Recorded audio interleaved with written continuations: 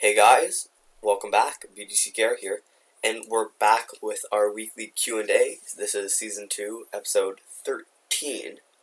And starting off, we're going to do something a little bit different. We're not going to be taking any specific user questions right at the beginning. We're going to talk a little bit about Injustice 2. Yeah, technically it's been a lot of questions people have been asking us about what you think of Injustice 2. But just none that we've documented specifically. So let's lay it out here first, right? So we know how you're supposed to be able to get it early. They've had a soft release of Injustice 2, the mobile game. In the Philippines. And on iOS only. Yeah. So for a couple of reasons. I guess it's not that hard to change your region, but it's still pretty hard for us to play iOS games because we don't have an iOS device. So we're going to base this a lot on how people have been talking about it and our opinions about certain sort of critical factors, I think, that have been mentioned that it seems unlikely that they're going to change. Mm-hmm. The biggest one to me is that makes this sort of a non-starter is that it's an online always game. And I've seen games that are only online, like Clash of Clans and stuff. I don't think it's necessarily that they can't be. I think for me, as opposed to something that completely ruins it, it's more of like the last nail in the coffin. The fact that you can't play it without internet is inconvenient for a lot of people, but I think people would be willing to forgive it if it was a really good game. Well, here's the thing. I mean, I don't know. I can't speak for everybody else, but it breaks it for me because most of the time that I play, I am actually offline, experimenting, trying different teams. And I know I'm doing a lot of MP, but the grinding really is downtime. Mm-hmm. And I can't imagine putting in the same kind of time in Injustice 2 for no other reason than just that. Mm-hmm. I think there's a couple other things that make it sound like not the best game. And I think at the end of this we'll get into a little bit more about what we hope the game is and what we hope the game isn't. Well, one thing I like that I've seen is that I like it and I hate it. There's different fight mechanics. And I think I might have said this before, that part of the reason why I play Injustice so much and I like it is because it doesn't actually take a lot of skill. Mm-hmm. It takes a lot of planning, I think. It takes strategy. But there's still actually quite a bit of nuance, even with relatively simple game mechanics. Yeah, and this is exactly what I want to talk about for Injustice 2. The mechanics of Injustice are pretty simple, right? You might almost even say bare bones. Right. But that doesn't mean that it doesn't have nuance and complexity, right? It's subtleties, right? Like, it's like that talk about Arkham Knight Batman and his special one, and how the refractor period is longer for that. So there's, everybody, even though they all have, swipe combos, tap combos, it's almost as if because there's so much limited choice in terms of the possibilities of what you could do, that within that, you really see the differences of the characters, right? Yeah, and from the way that I've seen people talking about Injustice 2, I feel like that's one of the places where it falls short, right? Where, Injustice is relatively simple to play, but has a lot of complexity in the choices that you make for how to spend your money and all that stuff, and how you actually choose to fight, right? Like the patterns you use and the different kind of ways that you combine your kind of small set of actual actions, right? Mm-hmm. But what Injustice 2 seems like is it goes all the way onto the other end of the spectrum, where it's really bloated with currencies and okay, so I've seen management. I've seen that criticism of Injustice 2 that's got so many currencies, but I mean, if you think about it, part of it is maybe we've gotten so used to it. So what are the different currencies we've got in Injustice? We've got power credits. Excuse me. We've got alliance credits. Yeah. We've got energy. We've got shards. Yeah. We've got a lot of stuff. I mean, technically, augmentations aren't a currency. But it works like that. Just because you don't call it credits doesn't mean it's not something that you can use to enhance your characters, and you're spending each of those different kinds of things. Last laugh tickets, actually, if we want to go back to something that actually is a currency. Yeah, but if we look at the ways that it actually breaks down, your main currency is essentially money, and you use money to convert into other things. Mm-hmm. And that's kind of the way that the conversion goes. So there's a bunch of different resources that you manage, but there's not many direct currencies that you manage. And last laugh tickets are really a currency, but the way that they were, I think, meant to be played out was that you really spend them as you get them, and you're just getting resources with them instead of specific currencies, right?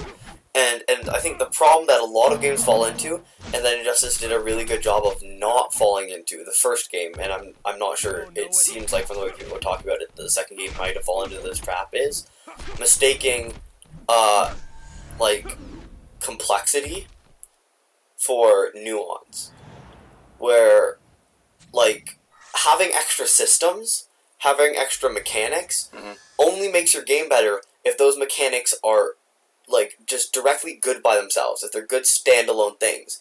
It doesn't make your game better just to add on something new. So adding on, it's like empty calories. It's like adding on stuff for the sake of putting them on. And for me, that's most of where Mortal Kombat X failed was the way that they added a separate currency for golds, and the way that they put kind of semi-restrictions on it. Yeah, alright, so credits and souls and blood rubies and, yeah. If they straight up just removed the currency that was only for bronze packs, right? That you got from, like, their online friend connectivity, and if you remove the souls, Mortal Kombat X would be a much more palatable game. I think just that one change by itself would make the game much better, in my opinion. I think part of it is finding that balance, right? Because I think the developers want to be able to make a little bit of money. Yeah. And the biggest audience comes from I think the free-to-play gamers. Yeah. So I think, I guess ultimately they know what's best for them, right? Because they see all the numbers and stuff.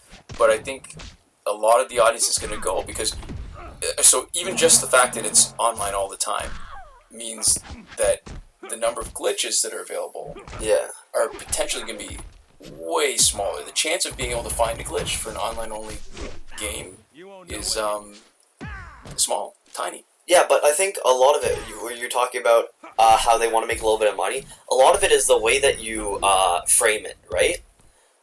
Because with the way these games are designed, the souls as a currency, right, isn't designed as a premium currency that you're only supposed to get a really little bit of, and you have to essentially pay money to get anything out of it. Right. It's meant to be one of the core bedrock currencies of the game. And so the way that it's shown to you, the way that, like, you know, gold characters, at the end of the day, the characters that once you start getting them, everything else becomes kind of useless, right? And, well, not useless, but just... But that's a great point. I think what really hurts it is, if you could have something, I'm sure there's lots of players who would be willing to pay for stuff if it enhanced the game, but there are people going to be frustrated where to actually play the game, you need to pay. Yeah. So it's like, to me, it's like the furniture and the pieces of clothing, whatever, in Pokemon. So you could, it made no difference in the gameplay. You could still enjoy the full spectrum of the game. Yeah. So if they had enough characters, like good characters, you know, like Kano in Mortal Kombat X, whose his passive was cheaper than other golds, that would be great. And then you'd actually be able to be on a level, and so the people who are obsessive about collecting everything could spend the extra money they wanted to get everything else. Yeah. But it wouldn't be critical, right? That's where they had it good, actually. Remember the original booster exclusives? Yeah. Like Prison Superman. Oh, yeah, and sure. Batman Beyond. You didn't need them. If you wanted them, you could, but they weren't particularly powerful. In fact, they were just the opposite, right? Yeah. And there were people who would still want them just for the sake of completeness. And those people, at least you don't feel like you're getting ripped off and you recognize exactly what you're doing. Here, it feels like, with Injustice 2, the idea, like, to me, when there's a paywall, that it's basically saying, you know, if you want to enjoy this game, you have to pay for it, but you're going to be paying for it in little bits of blood at a time. Because, yeah, and it's because it felt like if you're not getting gold characters, you're not getting anything good. Right. So, if they had, for example, character credits, where their premium currency was you'd get a credit in any character in the store you could just straight up get a copy of for free. That would be a really kind of premium currency that wouldn't seem like you needed it, right? Yeah. To play. It was something kind of interesting. They did that with the World of Warcraft, where they had you get tired after a certain amount of time and you would get less experience. Right. And everybody absolutely hated it. And then in one update they kept it, I think, if it wasn't 100% the same, it was almost exactly the same. But instead, they called it a well-rested bonus. And they just said for the number of hours that you normally would have without the penalty, they said you get more XP, and Ah. then after that period of time, you got the XP that you normally had before, and nobody wants stuff taken away from them, instead right? of a penalty, that was just the baseline. But it's the same thing, and again, it amounts to the same thing. But again, people are very suggestible, but it's people hate having stuff taken away. Yeah. And they love having extra stuff, and it's not just how they say it or how they frame it; it's what you're used to, right? Yeah, but the thing is, that was people who were used to the system. Yeah. Like, I'm sure a lot of people even knew what the system was. It was just when they put it that way, they were like, okay, I guess this is how things are now, and they were happy with it. Mm-hmm. So it's I think similar in the way that they could handle something like Mortal Kombat X, where they didn't necessarily even have to change like the bedrock of the system. The problem is, let's say like you removed the ratings at all, right? There's no such thing as a bronze, silver, or gold, right? Yeah. Just for example. Then all of a sudden, it's just the premium characters are the better characters, but they're not like an entire tier of characters that you essentially have blocked off from you without a huge amount of playing, right? And it makes it feel totally different. Right.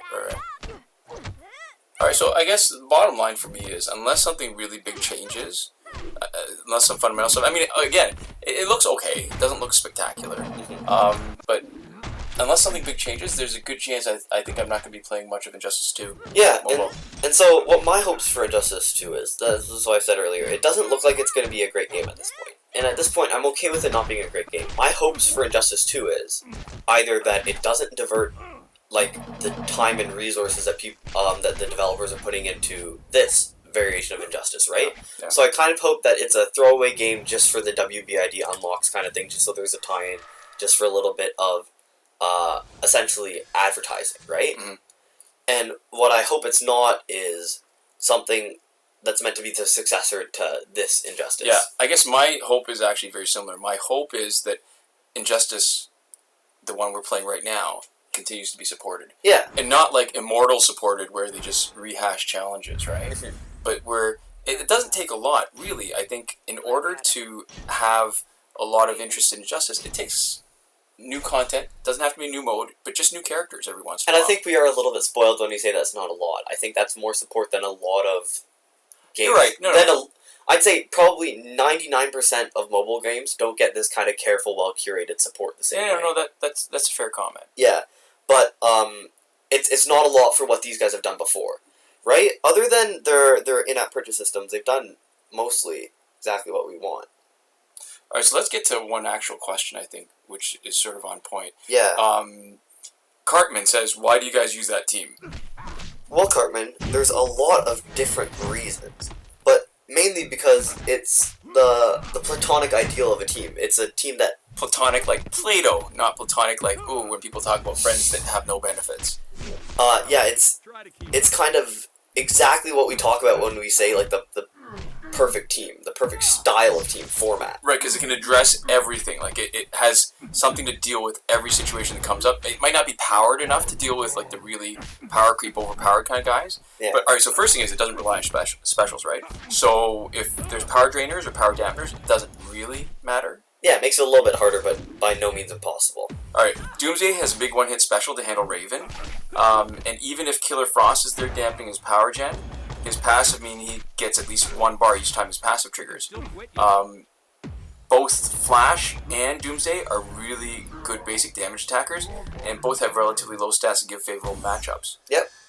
And you saw earlier today, Doomsday's passive means that killing Joker isn't a problem. You don't have to try to wait him out, because when somebody comes in with a special 3, he can eat them all, because his health is basically compartmentalized because of his passive, so that people don't do nearly as much damage as they could otherwise. Yeah, and in that one aspect, he's better than any other guy. Right. Damage over time stopped by both Flash's passive and Doomsday. So there's, again, it's compartmentalized. You can't lose down to 1 health for both of them easily without triggering Flash's passive, and he gets a bunch of free hits. Or Doomsday, it just stops when he hits 1, and then he's got a bunch of health on his regenerations. Yeah. The only weakness of this team that it has trouble dealing with is Red Sun Green Lantern's or Arkham Knight Batman's no crit protection. But I gotta tell you, juggling on both Doomsday and Flash, no problem. Can usually handle them without an issue as long as the stat matchup is good. Yeah. So there we go. This was a little bit of a longer video, but I think we said some important things, or at least got our opinions across, even if those aren't important. Yeah, I don't think we're that important, but I'm happy to spout off anytime. Yeah. So, anyways, thank you guys so much for watching. We'll see you next time. Komoda.